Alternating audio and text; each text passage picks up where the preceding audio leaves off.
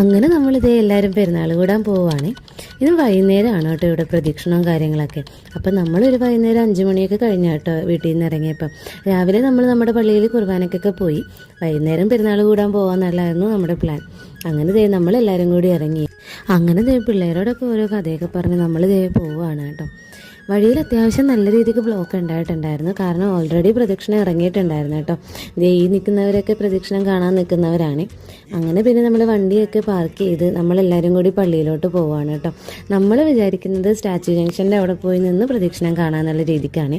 അങ്ങനെ നമ്മൾ പള്ളിയുടെ അവിടെ ചെന്നപ്പോഴേക്കും റോഡിലൊക്കെ ചില വീടുകളുടെ ഫ്രണ്ടിലും ജംഗ്ഷനിലൊക്കെ ഇങ്ങനെ പുണ്യാളൻ്റെ ഫോട്ടോ ഒക്കെ ഡെക്കറേറ്റ് ചെയ്ത് വെച്ചിട്ടുണ്ടായിരുന്നു. പെരുന്നാളിൽ നമുക്ക് പോകാമെന്ന് പറഞ്ഞപ്പോഴേ അമ്മ ആദ്യം പറഞ്ഞത് അപ്പോൾ നമുക്ക് ടോയ് വാങ്ങിക്കാമല്ലോ എന്നാണ്. അതുപോലെ തന്നെ അവിടെ ഓരോ ഷോപ്പ് കണ്ടപ്പോഴും ഭയങ്കര അലമ്പായിരുന്നു. അവസാനം ഞങ്ങൾ വാങ്ങിക്കൊടുക്കൂല എന്ന് പറഞ്ഞപ്പോൾ ചെക്കൻ കരച്ചിലായി. പിന്നെ അവരവിടെ നിർത്തിയിട്ട് ഞങ്ങൾ ദേ ഒരു തോക്ക് വാങ്ങിച്ചു കൊടുത്തു കേട്ടോ. കുറച്ച് നാളായി അവൻ ഈ തോക്ക് വേണം എന്ന് പറയുന്നത്. അത് കിട്ടിയപ്പോഴുള്ള സന്തോഷമാണ് കേട്ടോ ഈ കാണുന്നത്. അങ്ങനെ ഞങ്ങൾ അവിടെ നിന്ന് പിന്നെ സ്റ്റാച്യു ജംഗ്ഷനിലോട്ട് നടക്കുകയായിരുന്നു.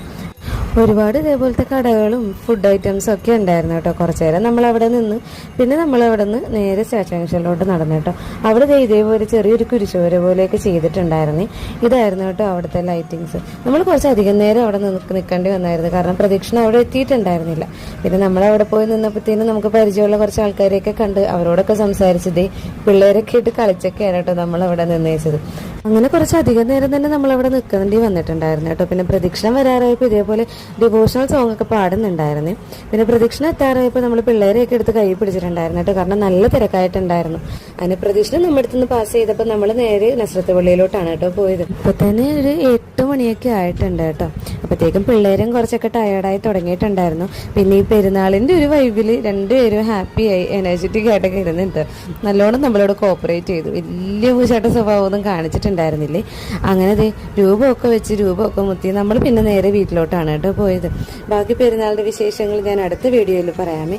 എൻ്റെ ചാനൽ ഇതുവരെ സബ്സ്ക്രൈബ് ചെയ്യാത്തവരൊന്ന് സബ്സ്ക്രൈബ് ചെയ്ത് തന്നെ സപ്പോർട്ട് ചെയ്യണേ കേട്ടോ. അപ്പോൾ എല്ലാവർക്കും ബൈ.